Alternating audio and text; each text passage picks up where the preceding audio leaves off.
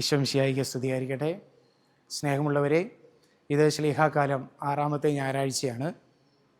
ഇന്നത്തെ വിചിന്തനത്തിനായിട്ട് സഭ നമുക്ക് നൽകിയിരിക്കുന്നത് വിശുദ്ധ ലൂക്കായുടെ സുവിശേഷം 12-ാം അധ്യായം 57 മുതൽ 13-ാം അധ്യായം 5 വരെയുള്ള വാക്യങ്ങളാണ്.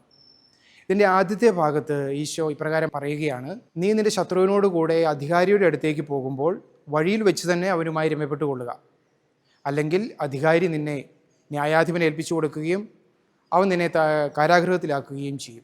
ഈ ഒരു വചനം നമുക്ക് രണ്ടർത്ഥത്തിൽ കാണാവുന്നതാണ്. ഒന്നാമതായിട്ട് ഇതിൻ്റെ ഡയറക്റ്റ് സെൻസിൽ തന്നെ, അതായത് ഒരു ക്രിസ്തു ശിഷ്യൻ എപ്രകാരമാണ് ഒരു വിശ്വാസ സമൂഹത്തിൽ പെരുമാറേണ്ടത് എന്നുള്ളതാണ്.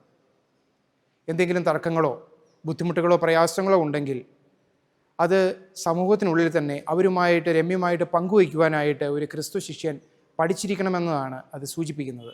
രണ്ടാമത് ഇതിൻ്റെ ഒരു ഇൻഡയറക്റ്റ് സെൻസാണ്. അതായത് ഈ വിധിയാളൻ എന്ന് സൂചിപ്പിക്കുന്നത്, അല്ലെങ്കിൽ വിധിയെയൊക്കെ സൂചിപ്പിക്കുന്നത് അന്ത്യവിധിയെ കൂടിയാണ്. അപ്പോൾ നമ്മളൊക്കെ അന്ത്യവിധിക്കായിട്ട് അണയുമ്പോൾ ക്രിസ്തുവുമായി ഒരു രമ്യതയിൽ എത്തിച്ചേരുക എന്നുള്ളതാണ്. ഈശോയുടെ കാലഘട്ടത്തിലെ സമൂഹം ഈശോയെ കാണുകയും കേൾക്കുകയും മനസ്സിലാക്കുകയും ഒക്കെ ചെയ്തിട്ടും ഈശോയെ വിശ്വസിക്കുവാനോ രക്ഷനായി അംഗീകരിക്കുവാനോ അവർ തയ്യാറായില്ല. അപ്പോൾ ആ സമൂഹത്തെ നോക്കിക്കൊണ്ടാണ് ഈശോ പറയുന്നത്, നിങ്ങൾ എന്നെ മനസ്സിലാക്കുകയും തിരിച്ചറിയുകയും ചെയ്തതെങ്കിൽ എന്നെ അംഗീകരിക്കുവാൻ കൂടി തയ്യാറാകണം. ഇന്ന് നമ്മുടെ ജീവിതത്തിലേക്ക് കടന്നു വരുമ്പോൾ നാം മനസ്സിലാക്കേണ്ടത് ഇതാണ്: ക്രിസ്തുവിനെ കുറേ കൂടി നമ്മളൊക്കെ നമ്മുടെ ജീവിതത്തിൽ സീരിയസ് ആയിട്ട് ഗൗരവമായിട്ട് എടുക്കേണ്ടിയിരിക്കുന്നു. എൻ്റെ ഓരോ പ്രവർത്തനങ്ങളുടെയും എൻ്റെ ഓരോ തീരുമാനങ്ങളുടെയും എൻ്റെ ഓരോ ചിന്തകളുടെയും അടിസ്ഥാനമായിട്ട് ക്രിസ്തു നിലകൊള്ളുന്നുണ്ടോ, അല്ലെങ്കിൽ ക്രിസ്തുവിനെ ഞാൻ പ്രഥമ സ്ഥാനത്ത് വയ്ക്കുന്നുണ്ടോ എന്നുള്ള കാര്യം നാം ചിന്തിക്കേണ്ടിയിരിക്കുന്നു. സുവിശേഷത്തിൻ്റെ 2-ാമത്തെ ഭാഗത്തിലേക്ക് നമ്മൾ കടന്നു പോകുമ്പോൾ ഏതാനും ആളുകൾ വന്ന് ഈശോയുടെ ഒരു കാര്യം റിപ്പോർട്ട് ചെയ്യുകയാണ്.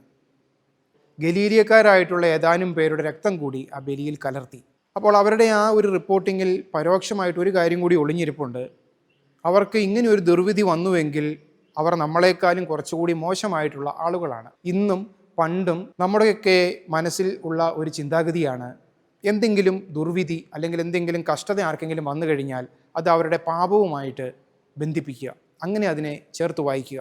ഈശോ പറയുകയാണ്, ഈ ഒരു ചിന്താഗതിക്ക് യാതൊരു അടിസ്ഥാനവുമില്ല. പശ്ചാത്തപിക്കുന്നില്ലെങ്കിൽ നിങ്ങളെല്ലാവരും അപ്രകാരം തന്നെ നശിക്കുമെന്നാണ് ഈശോ പറയുന്നത്. കർമ്മലീത്ത സന്യാസ സമൂഹത്തിലെ അംഗമായിരുന്ന സിസ്റ്റർ സിസിലിയെക്കുറിച്ച് നമ്മൾ കേട്ടിട്ടുണ്ടാവും.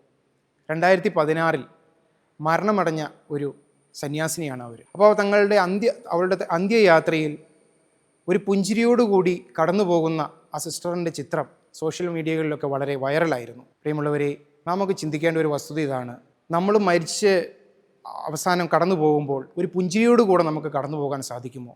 മറ്റുള്ളവരുടെയൊക്കെ ഹൃദയത്തിൽ ഒരു മധുരമുള്ള ചിന്തകൾ കോറിയിട്ടിട്ട് നമുക്ക് കടന്നു പോകുവാനായിട്ട് സാധിക്കുമോ?